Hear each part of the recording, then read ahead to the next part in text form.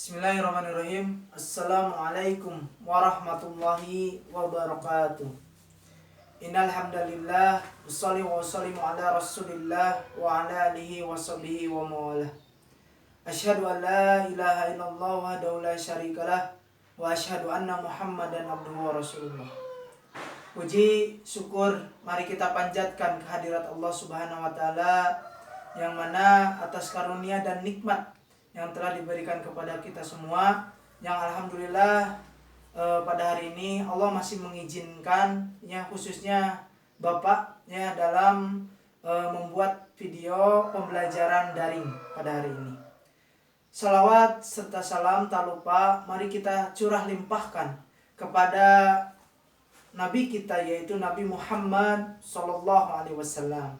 Mudah-mudahan sampai kepada para keluarganya, sampai kepada para sahabatnya, dan mudah-mudahan sampai kepada kita semua selaku umatnya. Amin ya Allah ya Rabbal Alamin. Adik-adik sekalian, siswa-siswi SMK LPPM 2 RI Majalaya, pada pembelajaran daring kali ini kita akan membahas mengenai makna menjauhi pergaulan bebas dan zina. Apa yang dimaksud dengan pergaulan bebas?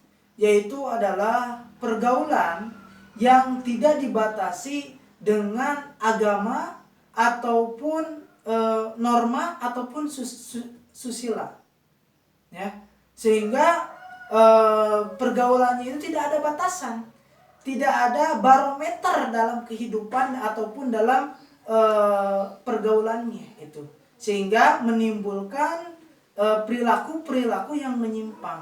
Salah satunya yaitu adalah seperti zina.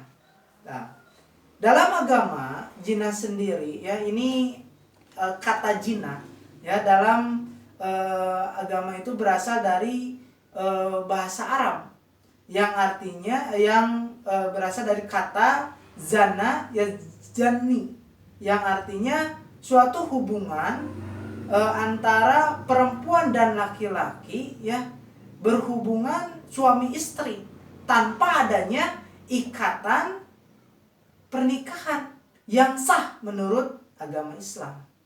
Nah, jadi zina itu adalah suatu hubungan suami istri yang tanpa adanya ikatan pernikahan yang sah menurut agama Islam. Itu adalah artinya pengertian dari zina. Itu. Kemudian hukum ya mengenai zina ini, fatwa ulama ya menyatakan bahwa hukum zina ini hukumnya adalah haram ya.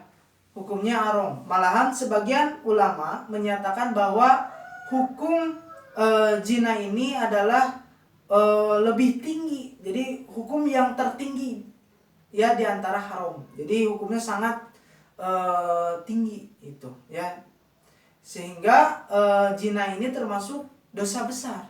Nah, para ulama ini berlandaskan dalam Al-Quran surat Al-Isra ayat 23 yang berbunyi, A'udzubillahi minasyaitonirrajim, Bismillahirrahmanirrahim, wala taqrabu jinna innahu kana fahisatan wa sa'a sabila.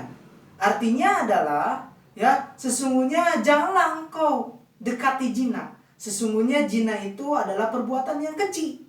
Maka engkau berada di jalan yang jelek. Ya, berada di jalan yang jelek. Jadi perbuatan zina itu ya dilarang oleh agama. Karena untuk berzina saja, untuk mendekati zina saja itu dilarang, apalagi melaksanakan zina, itu dosa, termasuk dosa besar. Itu. Kemudian selain hukumnya yaitu haram, zina juga dibagi menjadi 2 bagian. Ya, bagian pertama yaitu zina muhson, dan yang kedua yaitu zina goiru muhson. Apa itu zina muhson?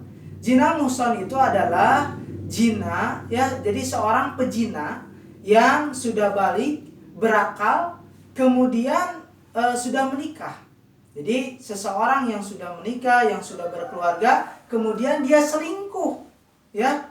Nah, kemudian berzina, nah, itu termasuk zina muhson. Jadi zina yang sudah menikah kemudian berzina. Kemudian yang kedua yaitu zina ghairu muhson. Apa itu zina ghairu muhson? Zina ghairu muhson adalah pezina itu seorang yang belum menikah atau masih lajang. Ya, dia belum menikah, dia masih lajang tapi melaksanakan zina. Itu termasuk zina ghairu muhson. Nah, itu. Terus bagaimana hukuman bagi seseorang yang melakukan zina? Di dalam hukum Islam, ya, seseorang yang zina itu termasuk ke dalam kriminal, ya, termasuk terhadap kejahatan.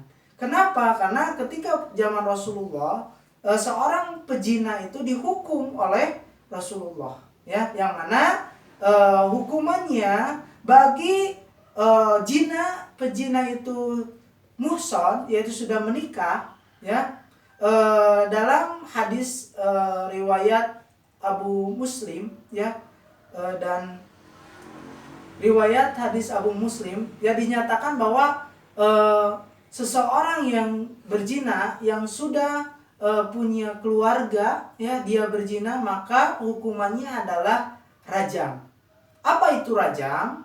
Rajam adalah hukuman seseorang yang pezina itu dikubur setengah badan ataupun sampai ke leher, dikuburnya itu kemudian dilempari oleh kerikil-kerikil kecil. Apa maksudnya dilempari oleh kerikil kecil? Yaitu bertujuan untuk agar si penzina itu merasakan sakit, ya. Jadi apabila sama batu besar itu akan meninggal. Jadi dilemparinya sama batu kecil agar merasakan sakit, dan dilemparinya itu sampai meninggal. Tuh, bayangkan, ya, ini hukumannya sangat berat bagi pezina, ya. Nah, dan dihukumnya itu harus di depan orang-orang yang beriman, kata hadis tersebut, ya. Dihukumnya itu harus di hadapan orang-orang yang beriman. Kalau kita lihat, ya, pada zaman sekarang, ya, itu apabila melaksanakan hukum Islam, ya, itu pasti, ya, ketika dihukum itu hukumnya itu di alun-alun. Tuh, bayangkan ketika di alun-alun, ya, dihukum seperti dirajam, itu malunya sangat, ya. Ini untuk apa tujuannya? Agar ada efek jera bagi kaum muslimin yang lain. Jadi orang-orang yang beriman ketika melihat ada yang dihukum karena berzina, mereka akan takut, tidak akan melakukannya. Itu sangat luar biasanya Islam mengajarkan. Itu.